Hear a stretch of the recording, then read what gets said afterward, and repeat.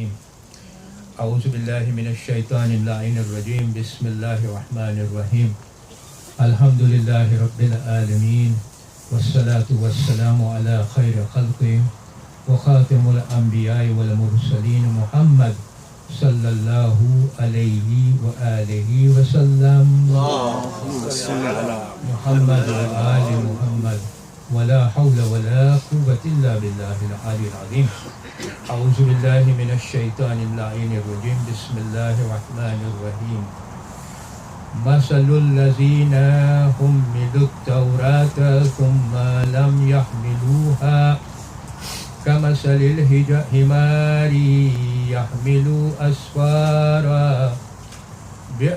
بئس مثل القوم الذين كذبوا بآيات الله والله لا يهدي القوم الظالمين قالوا يا أيها الذين هادوا إن زعمتم أنكم أولياء لله من دون الناس فتمنوا الموت إن كنتم صادقين صدق الله العلي العظيم भाइयों तथा बहनों अस्सलामु अलैकुम वरहमतुल्लाहि वबरकातुहू। तो आपकी जे સબ્જેક્ટ મેટર છે તે છે સૂરતુલ જુમઆ। હવે આપણે લાસ્ટ ટાઈમ જ્યારે મળ્યા હતા ત્યારે આપણે ચોથી આયતની ચર્ચા પૂરી કરી હતી। આજે આપણે પાંચમી અને છઠ્ઠી આયતની ચર્ચા કરશું જે હું તમારી સમક્ષ રજૂ કર્યું છું। હવે મુફસ્સિરો આ સૂરતુલ જુમઆને ત્રણ સેક્શનમાં ભાગ આપે છે। પહેલું સેક્શન છે વર્સ નંબર 1 ટુ વર્સ નંબર 4 જે આપણે કરી ચૂક્યા છે। બીજું સેક્શન છે નંબર 5 ટુ નંબર 8 એ આપણે હવે કરીએ છીએ અથવા કરશું। અને છેલ્લું જે સેક્શન છે 9મી આયતથી 11મી આયત સુધી। તો આ ત્રણ સેક્શનમાં આપણને આખું સૂરતુલ જુમઆની સમજણી મુફસ્સિરોએ આપી છે। તો હવે નંબર 5 અને નંબર 6ની આયતમાં હું આવું એની પહેલા જે મુદ્દાની વાતો છે 1 to 4 માં વર્સ 1 to 4 માં એ આપણે જરાક જાણી લઈએ જેથી કરીને પછી આપણે વર્સ નંબર 5 ને વર્સ નંબર 6 ને આપણે કનેક્ટ કરી શકીએ। ઇન્શાલ્લાહ આપણું જે લેક્ચર હશે મુખ્તસરનો હશે મને ખબર છે આજે જરાક ઠંડીએ છે અને તમે બધા આવ્યા છો તો મુખ્તસરમાં નાખીશ પણ હું જરાક વધારે વટાઈ જાઉં તો તમે સુઈ જાજો બધા તો મને ખબર પડી જશે કે અહીંયા હવે આપણને સ્ટોપ કરવાનું છે। તો નંબર 1 to 4 માં અલ્લાહ સુબ્હાનહુ જે મુદ્દાની વાત કરે છે તે આ છે કે અલ્લાહ સુબ્હાનહુ તઆલા કહે છે કે આકાશમાં અને જમીનમાં જેટલી વસ્તુઓ છે ને એ અલ્લાહ સુબ્હાનહુ તઆલાની તસ્બીહ કરે છે। પછી કહે છે કે અલ્લાહ સુબ્હાનહુ તઆલા જે બાદશાહ છે જે પાક છે જે શક્તિશાળી છે જે હકીમ છે જે હિકમતવાળો છે। પછી અલ્લાહ સુબ્હાનહુ તઆલા કહે છે કે મક્કાના જે અભણો માણસો હતા મક્કાના જે અભણો લોકો હતા એમાંથી એક રસૂલને મોકલ્યા અને એનું મિશન ત્રણ હતું। એક હતું કે અલ્લાહ સુબ્હાનહુ તઆલાની આયતો સંભળાવે, બીજું મિશન હતું કે લોકોને પાક કરે અને ત્રીજું મિશન હતું કે કુરાનની અને હિકમતની શિક્ષણ આપે। પછી અલ્લાહ સુબ્હાનહુ તઆલા આગળ વધે છે કે એના પહેલા આ લોકો ગુમરાહીમાં હતા। It's very important to understand that કે ગુમરાહીમાં હતા એટલે આ નેમત અલ્લાહે મોકલાવેલી છે। પછી આગળ વધે છે ને કહે છે કે આ ખાલી મક્કાના જે માણસો છે એ લોકો માટે આ નથી, રસૂલો ખુદા મોકલવામાં આવ્યા છે એ લોકો માટે પણ કે જેઓ પછીથી એ લોકોને જોઈન થશે અને ફ્યુચરમાં એ પણ જોઈન થશે। અલ્લાહ સુબ્હાનહુ તઆલા કહે છે કે આ બધાઓ માટે રસૂલો ખુદા આવ્યા છે। અને પછી આગળ વધે છે કે આ છે ફઝલ અલ્લાહ સુબ્હાનહુ તઆલાનું। એની પહેલા અલ્લાહ સુબ્હાનહુ તઆલા શું કહે છે કે આ ખાલી મક્કાના રહેવાસીઓ માટે નથી પણ બધાઓ માટે છે। પછી કહે છે એ શક્તિશાળી છે અને બધું જાણકારી કરે છે। મીન્સ કે he is પાવરફુલ અને એનો મતલબ હું તમને સમજાવ્યો હતો શા માટે। પણ પછી આગળ વધે છે કે આ તમારા માટે ફઝલ છે. શું ફઝલ છે? રસૂલ ખુદાનું મોકલવું અને આયતો મોકલવી, તમને પાક કરવું, તમને હિકમતની વાત કરવી, આ બધું અલ્લાહનું ફઝલ છે. એ જેને એને એના મન પ્રમાણે એ આપે છે. એને જેને આપવું હોય એને આપે છે. એનો મતલબ એમ થાય. એ આપણે ડિસ્કસ કર્યા હતા લાસ્ટ ટાઈમ. અને પછી કહે છે કે અલ્લાહ સુબ્હાનહુ વ તઆલાની પાસે ફઝલનો મોટો ભંડોળ છે અને આપનાર છે. અહીંયા આ મુદ્દાની વાત 1 to 4 માં છે. પછી અલ્લાહ સુબ્હાનહુ વ તઆલા આગળ વધે છે અને કહે છે કે અહીંયા શબ્દો જે યુઝ કરે છે તે આ છે, મસલુલ લઝીના હુમ્મિલુ તૌરાત સુમ્મા લમ યહમિલુહા. અલ્લાહ સુબ્હાનહુ વ તઆલા અહીંયા એક દ્રષ્ટાંત આપે છે, એક દાખલો આપે છે એ લોકોનો કે જેની પાસે તૌરાત મોકલ્યા હતા અને એનું શિક્ષણ પણ આપ્યું હતું, એને અમલો પણ આપ્યા હતા, અને આ લોકોએ એનો બોજો જે એ લોકોને આપવામાં આવ્યો હતો એ બોજો એ લોકોએ ઉપાડ્યો નહીં. It's very important to understand. અહીંયા એ લોકોને બોજો આપવામાં આવ્યો હતો અને એ લોકો બોજો ઉપાડ્યો નહીં. મુસલમાનોને કુરાન આપવામાં આવ્યું હતું અને હવે આપણા ઉપર છે કે હિદાયતને આપણો એ હિદાયતનો બોજો આપણે ઉપાડીએ છીએ કે નહીં.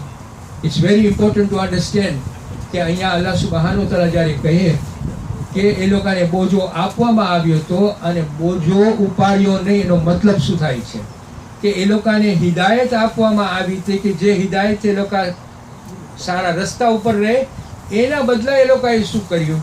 એ લોકોને ખબર હતી કે અહીંયા અલ્લાહ સુબ્હાનહુ વ તઆલા શું કહેવા માગે છે અને એ લોકોએ એક્ટિવલી એ શબ્દો ચેન્જ કર્યા, એક્ટિવલી એની હિદાયતને ચેન્જ કરી અને લોકોને ગુમરાહ તરફ લઈ ગયા.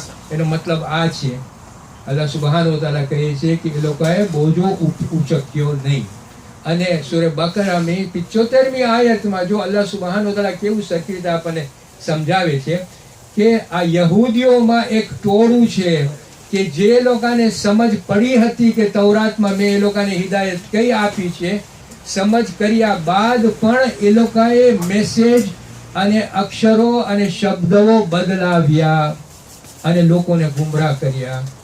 આ સૂરે બકરામાં વેરી ક્લિયરલી આપણને આ પર્ટિક્યુલર આયતની કોમેન્ટ્રી આપી છે અહીંયા કે એ લોકોને બોજો આપવામાં આવ્યો હતો અને એ લોકોએ આ બોજો ઉપાડ્યો નહીં. પછી જો અલ્લાહ સુબ્હાનહુ વ તઆલા આગળ વધે છે અને કહે છે તેનો દાખલો કેવો છે. It's very important to understand this. કહે છે કે કમસલિલ હિમારી યહમિલુ અસ્ફાર. કે આ લોકોનો દાખલો એવો છે કે એક ગધેડો હોય ને એના ઉપર આટલો મોટો ભાર મૂકવામાં આવ્યો હોય ને એના જેવો આ દાખલો છે. હવે આપણે સમજવાની ટ્રાય કરીએ કે ગધેડા ઉપર જ્યારે બહુ બોજો ઉપાડ્યો હોય તો ગધેડો એના બોજાને સમજી શકે છે? નથી સમજી શકતો. આ કિતાબો જે એના પીઠ ઉપર છે એને વાંચશે? નહીં વાંચશે.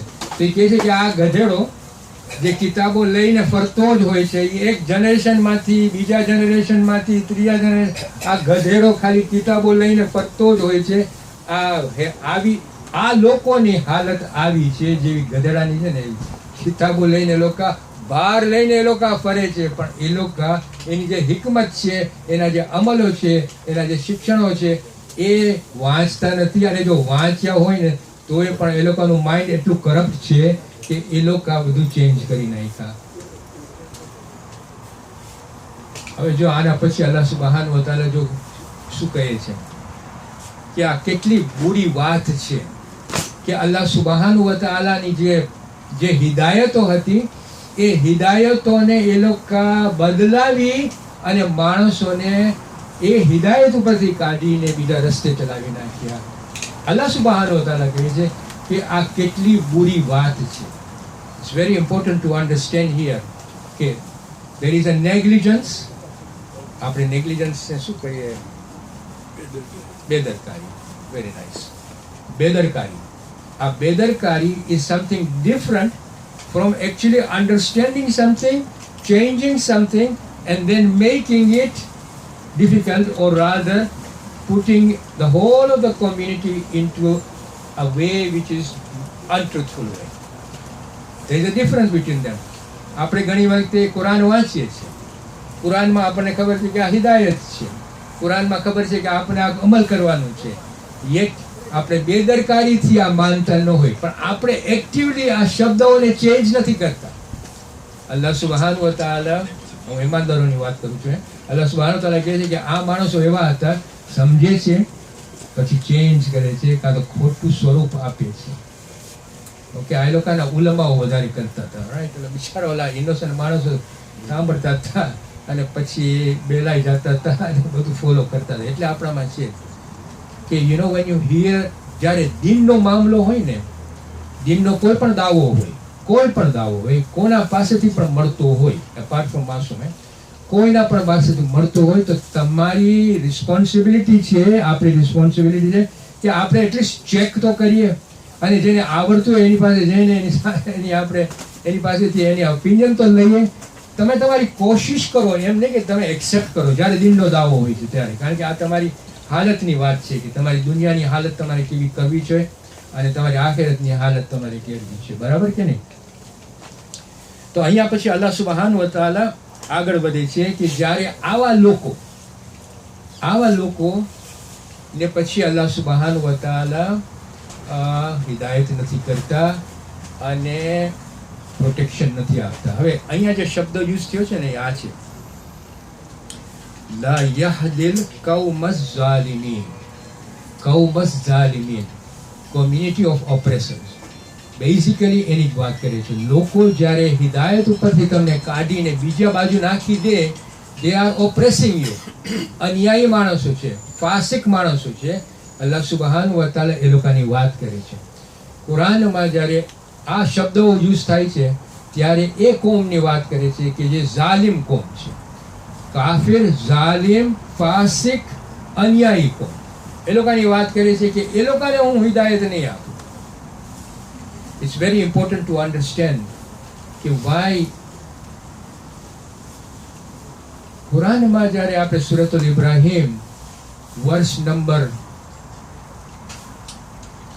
9 થી લઈને વર્ષ નંબર 17, જ્યારે આપણે આ કિસ્સો સરખી રીતે આપણે સમજશું ને, અલ્લાહ સુબ્હાનહુ વ તઆલા આ કિસ્સાને એટલી સરખી રીતે સમજાવે છે આપણને, આવી રીતે આપણે સમજાવે છે કે શું તમે એ લોકોની ખબર, તમારી પાસે એ લોકોની ખબર નથી આવી કે જેઓ, જેમ કે હઝરત નૂહની કોમ, જેમ કે હઝરત હૂદની કોમ, જેમ કે હઝરત સાલેહની કોમ, આદ અને સમૂદ, આ લોકોની ખબર તમારી પાસે આવી નથી? અલ્લાહ સુબ્હાનહુ વ તઆલા સૂરે ઇબ્રાહીમમાં વર્ષ નંબર 9 થી વર્ષ 17માં, હું તમને બહુ મુખ્તસરની વાત કરું છું, આપણને આ સમજાવવા માંગે છે કે આ લોકો કે જેઓ ઝાલિમો હતા, એ લોકોની પાસે મારા રસૂલો ગયા અને એ લોકોએ મારા હક ઉપર આમંત્રણ આપ્યું. એ લોકોએ એની રિસાલત રિજેક્ટ કરી, હિદાયત રિજેક્ટ કરી, અલ્લાહ સુબ્હાનહુ વ તઆલાનો સામનો કર્યો. છતાં એ પૈગંબરોએ શું કર્યું કે બધાની પૂરતી કોશિશ કરી અને પછી અલ્લાહ સુબ્હાનહુ વ તઆલા ઉપર તવક્કલ કર્યું. જેટલી લોકોને મુસીબતો આવતી હતી આ ઝાલિમો પાસેથી, એ લોકોએ એના ઉપર સબર કર્યું અને પછી કામયાબી માટે દુઆ કરી. અને અલ્લાહ સુબ્હાનહુ વ તઆલા લોકોને વહી મોકલાવે છે, પૈગંબરોને, કે હું આ ઝાલિમ લોકોનું નાબૂદ કરવાનો છું, હલાક કરી નાખીશ. અને પછી શું કહે છે ખબર છે? કે આ જે જમીનો જે છે ને, હું એ લોકોને હલાક કરી અને તમને હું આ જમીન ઉપર હુકુમત આપીશ, પણ બે કન્ડિશન છે, બે શરત છે મારી. આ ઈમાનદારોને કહે છે, બે શરત છે.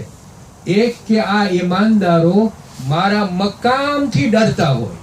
મકામ એટલે સમજો છો, હું જ્યાં ઊભો છું અને હું જોઈ રહ્યો છું કે મેં તમને હિદાયત આપી છે, આ મારું મકામ છે અને મારા મકામથી તમે ડરતા હો. આ એક શરત.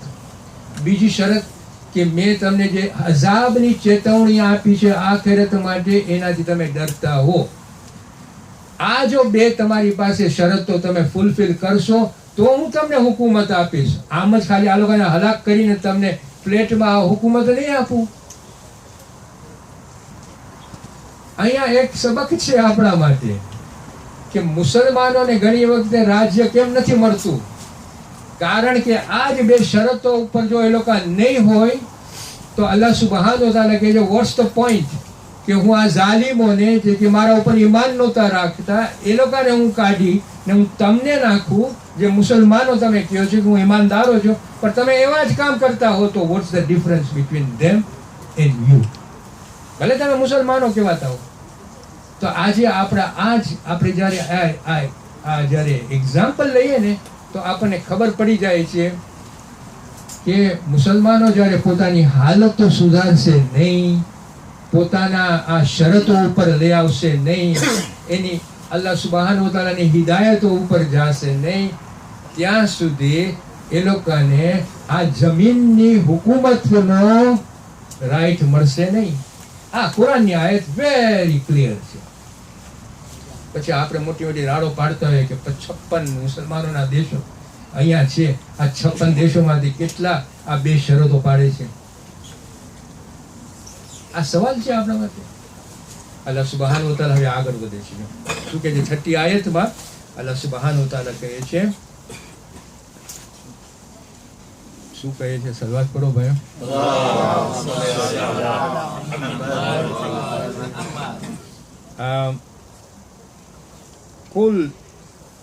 કુલ યા અય્યુહલ લઝીના હાદુ ઇન ઝઅમતુમ અન્નકા અવલિયાઉ. પછી આગળ વધે છે આયત, પણ એનો મતલબ આ છે કે એક એક્ઝામ્પલ રસૂલ ખુદાને કહે છે કે તું કહે ને, યહૂદીઓને કહે, હાદુ અહીંયા શબ્દ યુઝ કર્યો છે, યહૂદીને તું કહે, એ રસૂલ તું કહે કે યહૂદીઓ અગર તમે એવું ગુમાન કરો છો ને, ગુમાન એટલે સમજો ને, this is we are our claim, ગુમાન કરો છો કે તમે જ અલ્લાહ સુબહાન વ તઆલાના દોસ્ત છો અને બીજા કોઈ લોકો નથી, તો અગર તમે તમારા ગુમાનમાં સાચા હો તો મોત માંગો. અલ્લાહ સુબહાન વ તઆલા ઇઝ સેઇંગ ટુ યુ, અલ્લાહ સુબહાન આર્ગ્યુમેન્ટ છે કે તમે તમારા ક્લેમમાં તમે સાચા હો તો મોત માંગો. અને અહીંયા શબ્દ જે યુઝ કર્યા છે તે આ છે,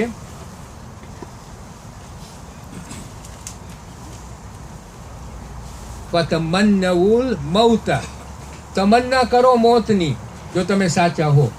અને પછી અલ્લાહ સુબહાન વ તઆલા આગળ વધે છે અને કહે છે કે જો આ લોકો તમન્ના નહીં કરે, અને પછી 7મી અને 8મી આયતમાં અલ્લાહ સુબહાન વ તઆલા પછી આપણને સમજાવે છે કે શા માટે યહૂદીઓ તમન્ના નહીં કરે. એ લોકોનું ક્લેમ આ હતું કે અમે ચોઝન પીપલ છીએ, અમે અલ્લાહ સુબહાન વ તઆલાના દોસ્ત છીએ. અને એ લોકોના ઉલમાઓ એ લોકોને કહેતા હતા કે તમને છે ને આખિરતમાં અલ્લાહ સુબહાન વ તમારા જે ગુનાઓ છે ને તમને થોડુંક જ પનિશમેન્ટ આપશે અને પછી તમને બધાની જન્નતમાં લઈ જશે. હવે જ્યારે આપણને આવા ખ્યાલો મળે તો આપણે તો રાજી ખુશીથી કહી શકીએ નહીં કે ભાઈ અમે ચોઝન પીપલ છે, તમને કાંઈ, તમે બધા ત્યાં જ જવાના છો, અમે અહીંયા જવાના છીએ. જોયું તો અમે જેટલું અમે ગુનાઓ કરશું તોય પણ અમને થોડોક પનિશમેન્ટ મળશે. અમને આખું શરીર અમને જહન્નમમાં નહીં જાય. એ કહે છે આંગળા નાખો ખાલી, પછી કાઢી નાખજો, આ તમારું પનિશમેન્ટ, ને પછી તમે બધા જન્નતમાં જાજો. હવે આવા ખ્યાલોથી આ લોકો હતા. તો અલ્લાહ સુબહાન વ તઆલા કહે ઓકે તમન્ના કરો હવે મોતની, આવો મારી પાસે. અને પછી 7મી અને 8મીમાં એ લોકો અલ્લાહ સુબહાન વ તઆલા આર્ગ્યુમેન્ટ આવે છે કોઈ દોષ કરશે નહીં. અને શા માટે નહીં કરે એ પણ હવે નેક્સ્ટ ટાઈમ આપણે એનો ચર્ચા કરીશું. પણ આજે I want to and with this. જો અહીંયા છે ને આપણી પાસે 2 હદીસો આવી છે જે આપણા માટે છે, મુસલમાનો માટે છે.